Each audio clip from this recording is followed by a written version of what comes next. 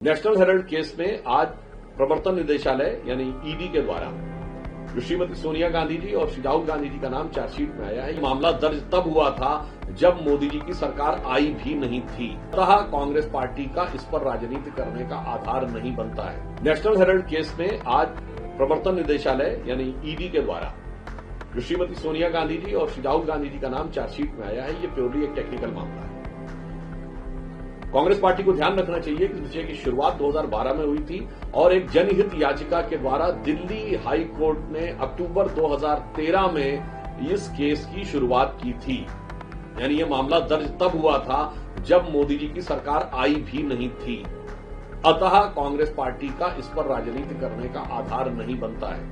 Technically देखें तो यह भारत के इतिहास का एक विचित्र मामला है जिसमें कोई एक ऐसी कंपनी 90 करोड़ की देनदारी में बिक गई जिसके पास हजारों करोड़ की संपत्ति थी, जो किसी के द्वारा समझ में आने वाली बात नहीं है। तीसरी बात यह थी कि कांग्रेस पार्टी के द्वारा इसमें 76% शेयर सिर्फ राहुल जी और सोनिया जी के पास, मतलब राजनीतिक दृष्टि से बहुत साफ दिखाई पड़ता है कि 2/3 से अधिक सिर्फ आपके पास रहेगा और बाकी किसी के पास नहीं।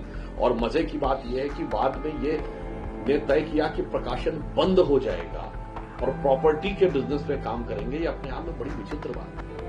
मैं कांग्रेस पार्टी से एक सवाल पूछना चाहता हूं। आप कहते हैं कि पंडित नेहरू के द्वारा स्थापित थी, स्वतंत्रता संग्राम सेनानियों के द्वारा एजेएल एसोसिएटेड जनरल लिमिटेड स्थापित की गई थी। तमाम तो लोगों ने आपत्ति दर्ज की थी कि शेयर धारकों के पास शेयर थे उस जमाने के और उनसे पूछे बगैर ये दे दिया गया। तो ये गंभीर तकनीकी प्रश्न था। जहां तक मुझे ध्यान है तो शायद ये शांति भूषण जी ने भी इस विषय के ऊपर कहा था कि उनके पास भी कोई शेयर थे। खैर वो विषय है। मैं एक नैतिक प्रश्न पूछना चाहता हूं।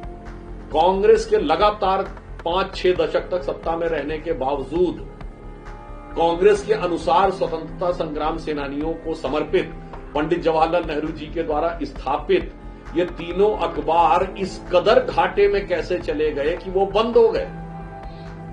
कांग्रेस सरकारों ने उन्हें कोई सपोर्ट नहीं किया।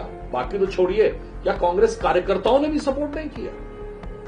अगर केवल कांग्रेस के 10% कार्यकर्ता भी नवजीवन, नेशनल हेराल्ड और कौमी आवाज खरीदते रहते तो उनके बंद होने की नौबत नहीं आ सकती थी और 90 करोड़ का घाटा तो 10 साल के अंदर चुटकी बजाते हुए पूरा हो जाता।